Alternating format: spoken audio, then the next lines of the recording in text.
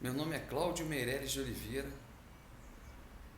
sou porteiro-chefe, já trabalho na mesma empresa há 26 anos e estou aqui para contar uma história do meu filho, Cláudio Henrique do Nascimento Oliveira. Tudo começou dia 15 de janeiro de 2020. Em 15 de janeiro de 2020, meu filho trabalhava comigo, né? Trabalhava comigo no mesmo edifício, já há 2 anos. E nesse dia ele ia trabalhar durante o dia, né? Mas aí houve uma troca de turno, né? Ele preferiu trabalhar à noite e o da noite trabalhar durante o dia. Beleza, aí ele foi para casa da sogra dele, né? Ele foi para casa da sogra dele no Morro do Vidigal, aonde se encontrava a esposa dele e o filho dele. E nesse dia teve uma operação na parte da manhã, né? Na parte da manhã teve uma operação no morro, né? E por volta de umas 10 horas da manhã já tinha terminado. Morro tranquilo, todo mundo tinha ido embora. Só que o morro ficou sem luz, sem água, porque eles quebraram o cano de água e deram tiro no transformador. Ficou sem luz e sem água nesse dia. Por volta de meio-dia e 30, uma hora da tarde, meu filho e a família dele, a esposa, a sogra, o sogro, né, o filho dele, resolveram descer para ir para a praia, na praia do Leblon ali. E foram para a praia. Ficaram na praia até 4h30, 4h40 da tarde. É quando tem a última foto dele. E aí eles foram embora, foram embora. Chegando no Vidigal, ele preferiu ir de moto, que era mais rápido, né? E a esposa dele, a família, foram de van, porque era mais gente. E ele queria chegar mais rápido em casa. E ele chegou em casa e aguardou a família dele chegar. Quando a família dele chegou em casa, eles viram que não tinha água para beber, porque estava sem água e sem energia. Aí o que ele fez? Ele foi e falou com a mulher dele. Falou: vou pegar o galão e vou descer para comprar um garrafão d'água. Da casa dele até onde ele ia comprar esse garrafão de água é mais ou menos uns 100 metros, não passa disso. E só que é um beco. Quando ele saiu do beco, que ele pegou a rua, ele se deparou com 4 policiais em cima de uma laje, de uma casa, na varanda, né?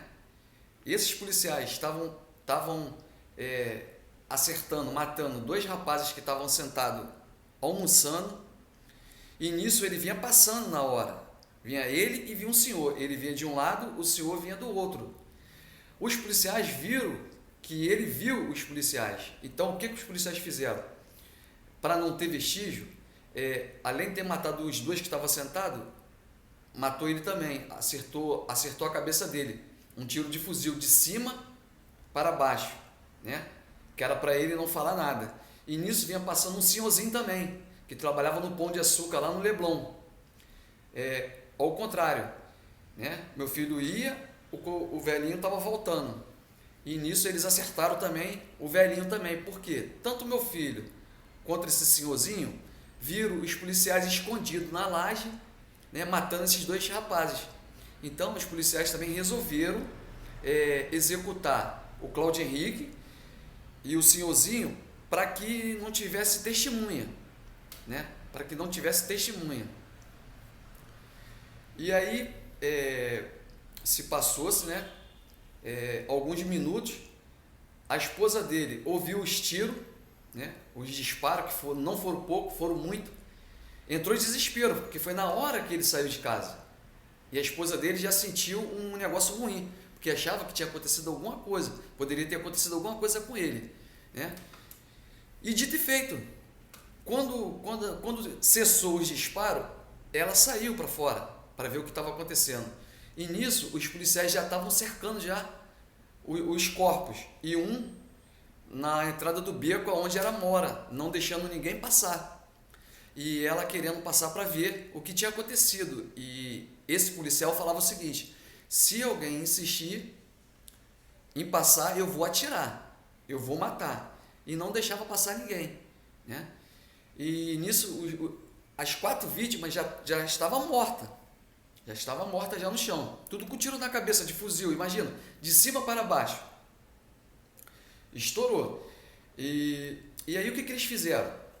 O certo ali era para eles terem deixado os corpos ali para a Polícia Civil ir fazer a perícia. Mas eles não, eles retiraram os corpos imediatamente. Inclusive, nesse dia eles roubaram um cobertor da cama da senhora aonde eles estavam escondidos, que era no 2º andar, né? Isso tudo tá registrado e tá documentado, tudo na DH da Barra, né? Nos depoimentos das testemunhas, que foi todo mundo, foi a dona da casa, enfim, foi todo mundo, né? Tá tudo registrado com as testemunhas, no depoimento. E aí eles pegaram os corpos, né? Jogaram dentro desse cobertor, saíram arrastando e jogaram dentro do camburão. E levaram direto para o Miguel Couto. Por quê? Não deixaram os corpos lá? Para não ter perícia e ver que não teve reação de ninguém, não teve troca de tiro.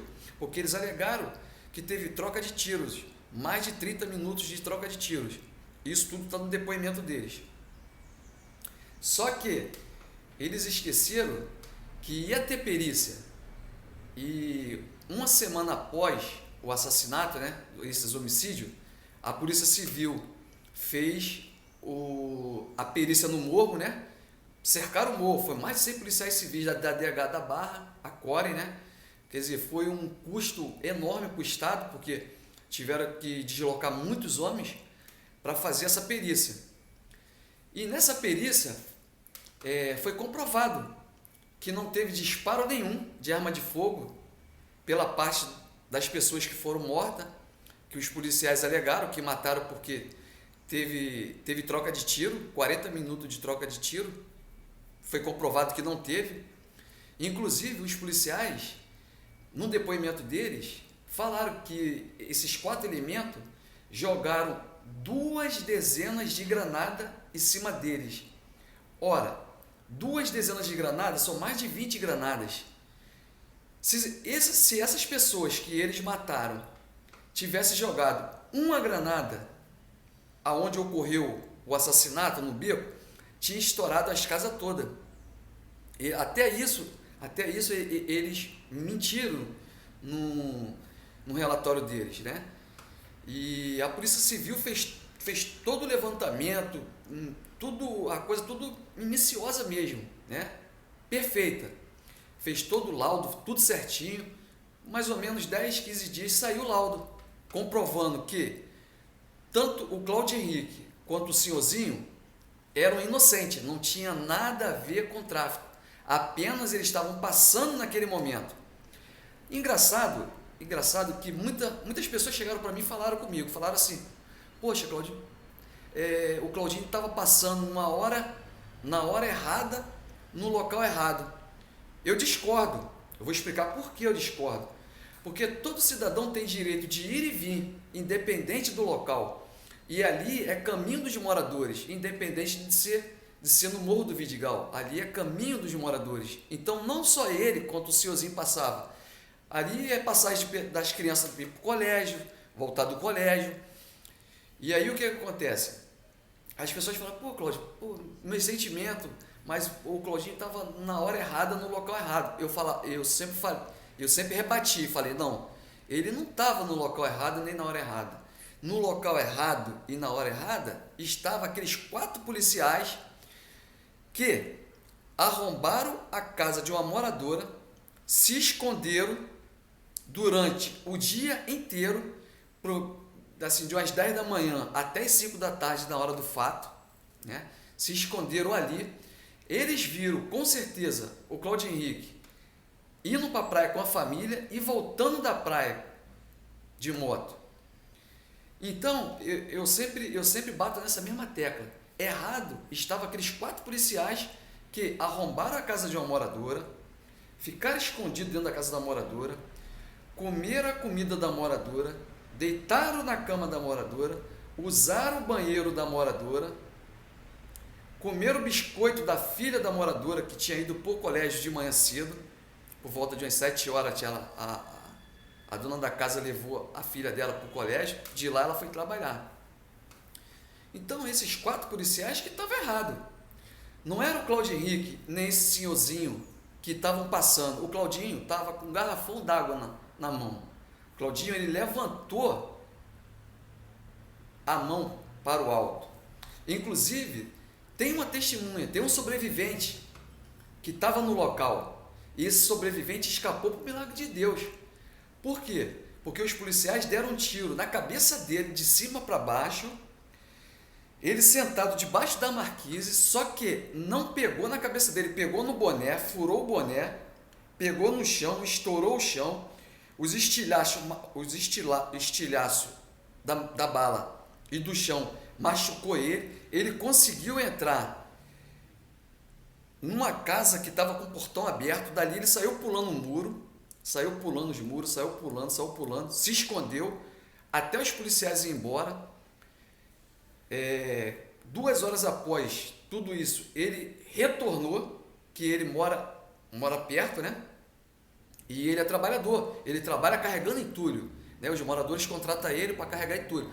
Você está construindo, você compra o material, deixa no pé do morro e paga ele, e ele leva o material para o morro, né? Para a casa da pessoa que contratou ele. E quando ele chegou lá, ele começou a juntar as cápsulas dos policiais, que também está na DH também, está tudo no processo, né? Um saco de munição, tinha para mais de 50, 60 munições, está lá no processo, né? E aí foi isso, e aí eu como pai, quando eu soube, eu peguei um táxi, fui direto para o Vidigal, cheguei no pé do Vidigal, peguei um mototáxi, fui até lá onde aconteceu o fato. Chegando lá, tinha um monte de policiais, tudo com touca ninja, só com os olhos e o nariz e a boca para fora. E eu falei com eles, olha, eu vou no local onde aconteceu os assassinatos, porque eu estou sentindo que meu filho, Claudio Henrique, foi assassinado ali. E o policial chegou e falou assim, você não vai a lugar nenhum. E eu insisti, eu vou, mais de 3, 4 vezes, até que chegou um momento que ele falou no pé do meu ouvido, você não vai, porque se você insistir, o próximo vai ser você. E aí o mototaxista que estava comigo, que me levou, ficou com medo. Aí foi e falou assim, não, senta aí. Aí me puxou, eu sentei na garupa da moto e desci com ele. Quando eu desci com ele, eu fiquei sabendo que os corpos estavam no Miguel Couto. Aí eu pedi esse mesmo mototaxista para me deixar lá no Miguel Couto, para me saber se realmente era o Claudio Henrique que estava lá, quem eram as pessoas. E chegando lá eu tive a comprovação que era o meu filho, o Claudio Henrique. Por quê? Porque eu dei as características dele e o policial que estava lá, um policial civil, ele chegou a ver os corpos. Então ele foi e confirmou comigo, realmente entrou um rapaz com essas tatuagens, assim. Então ali a minha vida parou. Quando eu tive a certeza que foi meu filho, a minha vida parou. Eu queria ver ele naquele momento, não deixaram eu ver. Tudo bem. E aí comecei a correr atrás. Liguei para minha família, né?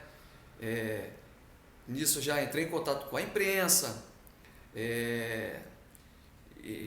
Enfim, e voltei para casa, né? Voltei para minha casa, que era para começar a organizar o rumo que eu ia tomar, né? Primeiramente eu liguei para o advogado, contratei um advogado, ele me orientou tudo que eu tinha que fazer, né? E eu fiz da forma que ele me orientou. E aí foi passando, né? Foi passando as horas, nesse dia eu não dormi, foi passando as horas. No outro dia, levaram o corpo dele do Miguel Couto para o ML. Foi onde eu fui ver o corpo dele, no ML. foi uma cena que assim eu não desejo para pai nenhum ver, né? Mas eu fui lá, reconheci meu filho, vi tudo direitinho, vi que era ele, vi como é que estava, enfim, e dali foi todos os trâmites, né? Contratei a funerária, o velório dele foi até em Nova Iguaçu, né? Teve uma reportagem, inclusive até a reportagem da TV Globo, né? Foi lá cobrir a matéria, porque viram que o Claudio Henrique era um rapaz inocente e trabalhador, ele trabalhava 2 anos de carteira assinada, né? Nesse dia era praticamente a folga dele, porque ele ia trabalhar de manhã, só que ele trocou a manhã pela noite, né? Foi um fato, né? Foi um fato assim que nem eu sei explicar. Mas enfim, aí teve o velório do Claudio Henrique, né? A Rede Globo, até o Delanoia que fez essa reportagem lá no velório, né? Tá tudo registrado. Então, saindo do velório, eu retornei para casa, né? Retornei para casa com o meu advogado, o advogado que eu tinha contratado, para acertar todos os trâmites, né? O que ele ia fazer, o que ele não ia fazer. E aí o meu advogado, inclusive foi no morro também, meu advogado ele foi no morro e fez a perícia também junto com o delegado. Ele estava presente, tanto ele quanto eu, nós dois estavam presentes no dia da perícia. Então ele participou de tudo, então ele viu que o Claudio Henrique era inocente, por isso que ele pegou a causa. Porque se ele soubesse que o Claudio Henrique tinha envolvimento com tráfico de droga ou alguma coisa ilícita, ele não tinha pegado a causa. Ele falou isso comigo, né? Ele falou isso comigo. E eu falei para ele também, se meu filho fosse envolvido com tráfico de droga ou alguma coisa ilícita, eu como pai jamais eu estaria correndo atrás daquela forma, com sede de justiça, né? Justiça. E graças a Deus, quando terminou a perícia, que a perícia comprovou que o Claudio Henrique era inocente, mandou para o Ministério Público, imediatamente o Ministério Público aceitou a denúncia, mandou para o juiz. O juiz automaticamente aceitou a denúncia do Ministério Público e mandou prender os policiais. Mandou prender eles imediatamente. Eles foram presos, né? Se passou 4, 5 meses, 6 meses eles presos e conseguiu, os advogados dele conseguiu que eles respondessem em liberdade. Mas o juiz determinou a soltura deles, mas sem o porte de arma e sem a carteira funcional deles, né? E isso tá rolando, né? E assim, teve a primeira audiência, eu, como pai, fiquei frente a frente com os assassinos do meu filho, que não foi nada fácil, foi uma coisa muito difícil, né? Mas graças a Deus correu tudo bem, né? Eu falei o que tinha que falar, falei o que os moradores viram e falaram para mim, né? Isso tudo eu falei para o juiz e eles presentes. Inclusive teve um policial que os moradores viram o Claudio Henrique caído no chão, morto com um tiro de fuzil, de cima para baixo, estava morto todo mundo. Esse policial foi lá e ainda chutou a cabeça dele para ver se realmente ele estava vivo. No dia da audiência, eu falei isso para o juiz. Tá lá, tá gravado. O juiz sabe.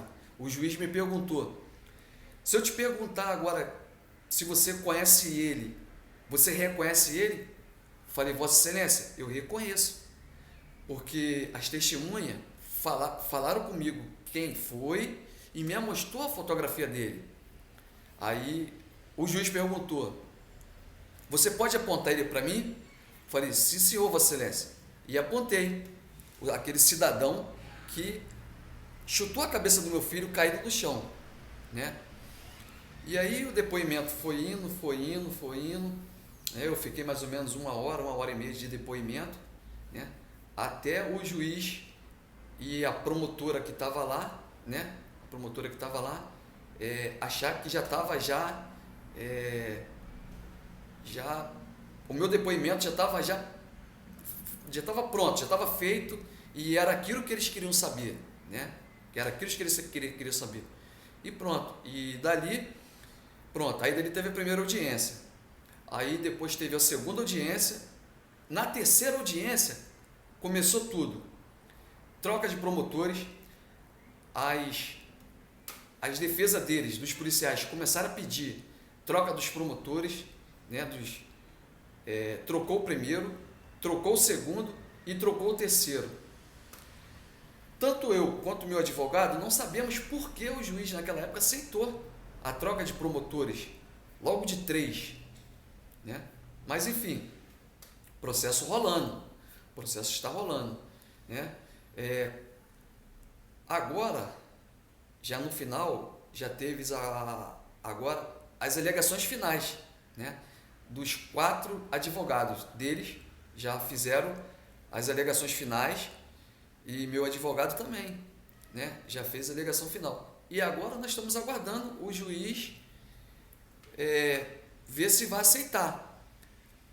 Se eles vão para júri popular ou não. Se o juiz aceitar que eles vão para júri popular, com certeza eles vão ser condenados. E se o juiz não aceitar eu absolver eles, automaticamente o meu advogado vai entrar com recurso, porque não é justo uma pessoa ser assassinada pelo Estado, né, pelo um funcionário do Estado, e ficar por isso mesmo. Não é justo, né? Se ele fosse um criminoso, com certeza não estaria correndo atrás, né, pagando advogado, enfim, para ter justiça. Então isso já vai 1 ano e 7 meses, mas eu tenho que agradecer a justiça, né, porque eu estou vendo o resultado, e tô com fé e tô com força, e que eu sei que vai dar tudo certo, né? Que no final esses 4 policiais vão ser condenados e expulsos da corporação, porque eles não podem continuar exercendo a mesma profissão, porque da mesma forma que eles mataram o Cláudio Henrique e o Senhorzinho, eles vão continuar matando as pessoas, e tudo inocente, porque eles acham o seguinte, que quem mora na comunidade são bandidos, e não é. Porque eu mesmo, como pai do Cláudio Henrique, eu fiz uma pesquisa no Morro do Vidigal. E ali no Morro do Vidigal muitos trabalhadores, muita gente boa, mas muita gente boa, entendeu? E o Estado deveria fazer o quê? Em vez de botar o PP lá em cima, deveria colocar creche boa, um campinho de futebol para as crianças brincar, para se divertir, para ocupar a mente das crianças. Não botar o PP e botar um monte de policial lá em cima, que só Deus sabe o que eles andam fazendo, né? E é isso, né? É isso. E aí eu espero, né, que tenha justiça, no caso do Cláudio Henrique e desse senhorzinho. Porque depois disso, diversos casos já aconteceram e nada foi feito, né? Pelo que eu estou vendo, só o caso do Cláudio Henrique está andando. Das outras famílias, não. Então, eu peço à justiça que analise bem esse caso, porque é daí que o povo carioca vai confiar nos policiais militares. Porque até então, a população carioca não confia na polícia militar. A população carioca não confia na polícia militar, por causa dessas coisas e de outras que ele anda fazendo. Então é isso, eu estou aqui para dar o meu depoimento, né, falar tudo o que eu vi, o que eu sei. Espero que esse meu depoimento surte algum lado positivo, né, para as pessoas que assistirem, ver que não desistam, que corram atrás, né, mesmo lutando contra o Estado, mas não desistam, que corram atrás, que lá na frente a vitória é certa, né? Não desista, não abaixam a cabeça. Isso é um momento muito interessante, porque eu estava dormindo todo dia, por volta de 2h30, 3 horas, eu costumo dormir, acordo por volta de 4h30, 5 horas. Acordei 5 horas com meu telefone tocando. Não conhecia o número, então eu não atendi. Nisso fui para o banheiro tomar banho e levei meu telefone. O telefone continuou tocando, continuou tocando. Falei, pô, vou atender porque alguma coisa está acontecendo. Do outro lado, era uma ex-cunhada minha, me pedindo para mim ir até o Morro do Vidigal, porque ela achava que tinha acontecido alguma coisa com o Claudio Henrique. Porque a esposa do Claudio Henrique entrou em contato com ela. Não estava conseguindo entrar em contato comigo, né? Aí entrou em contato com ela e explicou para ela mais ou menos o que tinha acontecido. Foi aonde eu soube que alguma coisa de errado estava acontecendo. E o sentimento de pai, quando ela falou comigo, eu já sabia que ali tinha acontecido alguma coisa com meu filho. Foi aonde eu comecei a ir até o Vidigal para ver se realmente era aquilo mesmo que estava no meu coração. Então, desde o primeiro dia, né, do falecimento do meu filho, eu não consegui chorar.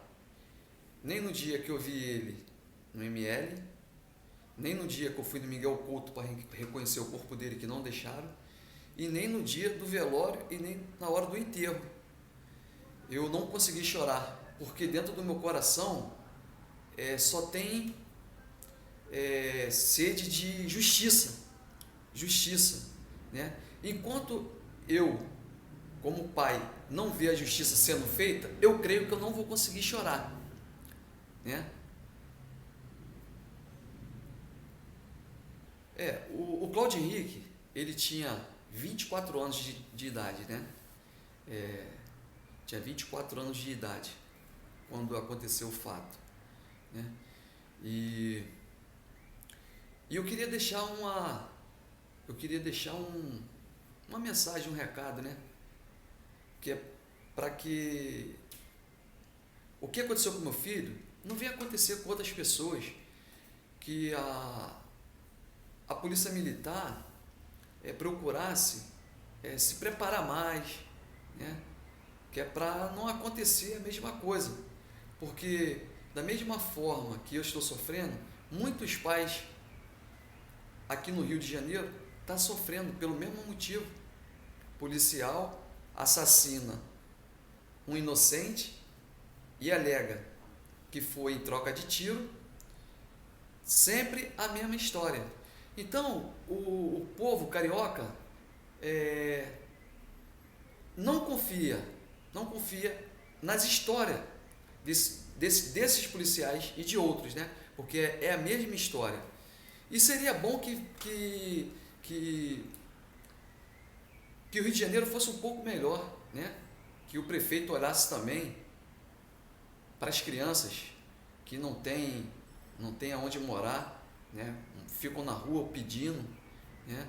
Esses moradores de rua, olhar por eles também, né? Porque é um sofrimento você acordar, não ter um café da manhã, você dormir, não ter uma janta. Então isso é ruim, né? Isso é uma mensagem que eu gostaria de deixar para o governador. Então, o Claudio Henrique era um rapaz de 24 anos, né? Ele tinha um sonho, ele sempre falava comigo: pai, eu quero ser bombeiro, mas bombeiro salva a vida, não bombeiro de mar. Bombeiro salva a vida, não bombeiro de fogo. E nisso ele começou a fazer um curso, né? O curso dele, eu botei ele no cursinho para ele começar a fazer o curso, para quando tivesse prova para o bombeiro, ele ia prestar o concurso e automaticamente ele ia estar preparado e ia passar nesse concurso, que eu tinha certeza, porque ele era um menino dedicado, né? Inclusive ele era jogador de game, né? Ele jogava game, né? Passava às vezes à noite jogando game.